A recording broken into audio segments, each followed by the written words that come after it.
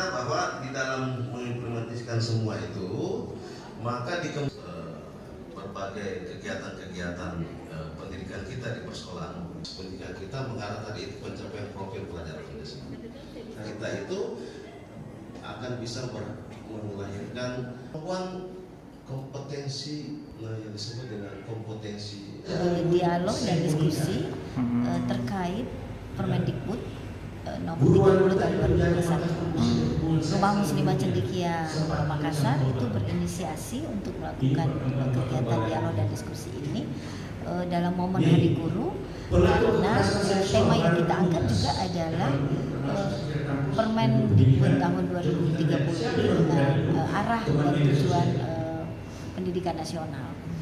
Memang pembicaraan tentang permen ini itu ada yang pro dan kontra, tetapi Yayasan Rumah Muslimah Cendekia sebagai sebuah komunitas muslimah yang notabene arah perjuangannya itu menggagas dan kemudian memberikan kontribusi pemikiran di bidang pendidikan, mengambil bagian untuk meluruskan ini, karena ini adalah sebuah permen yang jika diberlakukan ini menjadi pintu gerbang berlakunya perilaku seks bebas di kampus. Sedangkan tidak adanya permen ini diberlakukan, kasus aborsi dan kasus pelecehan seksual di dunia pendidikan itu meningkat dalam catatan Badan Statistik Nasional yang saya unggah di Google itu di tahun 2020 bulan Agustus kemarin. Tercatat ada 11.687 kasus pelecehan seksual dan sekitar 2,3 juta kasus aborsi. Ini sangat mengkhawatirkan kami sebagai sebuah komunitas muslimah di mana di dalamnya tergabung beberapa perempuan dengan profesi yang beragam dan kemudian dengan fungsi sebagai ibu, istri, dan anak.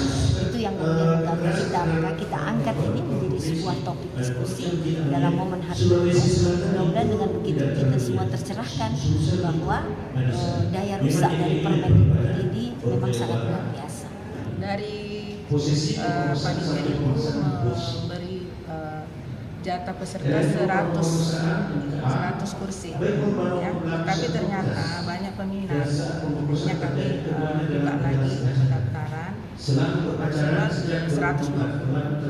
Kami mengundang beberapa majelis taklim, mereka diminta keputusannya ya, sampai 3 orang per majelis taklim, terus lembaga-lembaga mahasiswa mereka juga ada di sini dan pemerhati perempuan. Harapannya kami ingin menyuarakan bahwa kami khususnya dari Yayasan Rumah Muslimah Cendekia itu menolak permen ini ya, karena ini sangat berbahaya untuk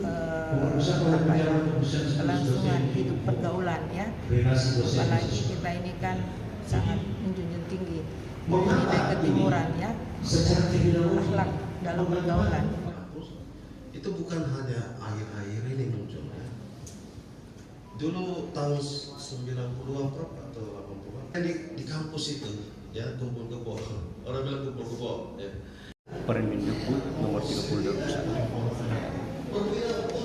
kita ketahui bahwa selama ini kan ada yang memandang bahwa Permendikbud ini liberal ya. Saya juga sudah mencatat ada 6 poin itu memang yang menjadi sorotan.